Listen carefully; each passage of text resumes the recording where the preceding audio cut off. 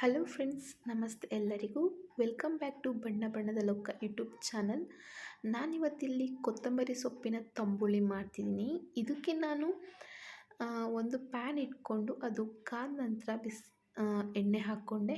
ಎಣ್ಣೆ ಹಾಕಿದ ನಂತರ 1 ಸ್ಪೂನಷ್ಟು ಇಲ್ಲಿ ಜೀರಿಗೆ ತೊಗೊಂಡಿದ್ದೀನಿ. ಜೀರಿಗೆ ಸ್ವಲ್ಪ ಸಿಡಿದ ನಂತರ ಕೊತ್ತಂಬರಿ ಸೊಪ್ಪನ್ನ ಹಾಕ್ಕೊಂಡು ಬಾಡಿಸ್ಕೊತೀನಿ. ಹಸಿ ಸ್ಮೆಲ್ ಹೋಗಬೇಕು, ಅಲ್ಲಿ ತನಕ ಬಾಡಿಸ್ಕೊಬೇಕು.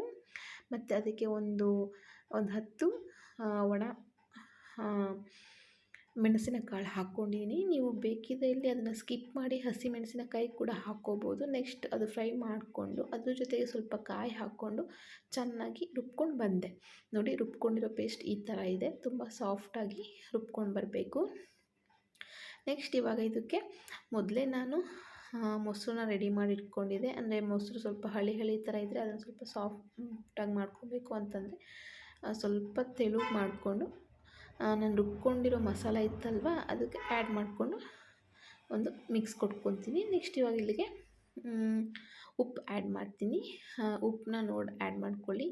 ಸೊ ಅದು ನಿಮ್ಮ ಟೇಸ್ಟಿಗೆ ಅನುಗುಣವಾಗಿ. ನೆಕ್ಸ್ಟ್ ಇವಾಗ ಇದಕ್ಕೆ ಒಗ್ಗರಣೆ ಮಾಡಬೇಕು. ಅದು ಮಾಡ್ಕೊಳ್ಳೋಣ. ನಾನು ಸೊಪ್ಪೆಲ್ಲ ಫ್ರೈ ಮಾಡ್ಕೊಂಡಿದ್ದೆ ಅಲ್ವಾ, ಅದೇ ಫ್ಯಾನ್ಗೆ ಆಯಿಲ್ ಹಾಕ್ಕೊಂಡು ಆಯಿಲ್ ಬಿಸಿ ಆದ ನಂತರ ನಾನಿಲ್ಲಿ ಸಾಸಿವೆ ಹಾಕ್ಕೊಂಡೆ. ಸಾಸಿವೆ ಸಿದ ನಂತರ ಕರಿಬೇವು ಸೊಪ್ಪು ಮತ್ತು ಹಿಂಗೆ ಹಾಕ್ಕೊಂಡು ಒಗ್ಗರಣೆ ಮಾಡ್ಕೊಂಡಿರೋದು. ಹಾಗೆ ಒಂದು 1/4 ಸ್ಪೂನಷ್ಟು ಜೀರಿಗೆ ಕೂಡ ಯೂಸ್ ಮಾಡಿದ್ದೀನಿ.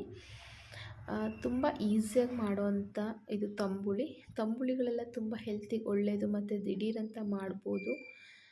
ಅನ್ನ ಜೊತೆಗೂ ಸೂಪರಾಗಿರುತ್ತೆ, ಹಾಗೆ ಮುದ್ದೆ ಜೊತೆಗೂ ಚೆನ್ನಾಗಿರುತ್ತೆ.